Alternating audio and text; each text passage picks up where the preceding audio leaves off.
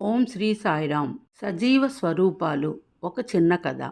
ఒకసారి ధవళేశ్వరంలో గల కృష్ణాలయంలోని శ్రీకృష్ణ విగ్రహం యొక్క కాలు విరిగిపోయింది. ఈ విషయము రాణి రాసమణికి తెలిసింది. విగ్రహానికి పూజలు చేయవచ్చా, సార్థకత ఉంటుందా అని రాణి రాసమణి గారు భావించారు. పండితుల్ని సంప్రదించి ఏమి చేయాలని అడిగారు. దానికి పండితులు పాత విగ్రహము తీసివేసి దాని బదులుగా కొత్త విగ్రహ ప్రతిష్టాపించాలి అని తెలిపారు.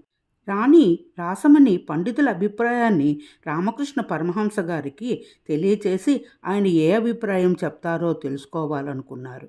రాణి రాసమణి గారి అభిప్రాయం విని రామకృష్ణ పరమహంస గారు, అమ్మా, నీ అల్లుడికి కాలు విరిగితే అతన్ని వదిలివేసి నీ కుమార్తె వేరొకరిని వివాహం ఆడుతుందా, కాళ్ళు బాగు చేయిస్తుందా అని ప్రశ్నించారు.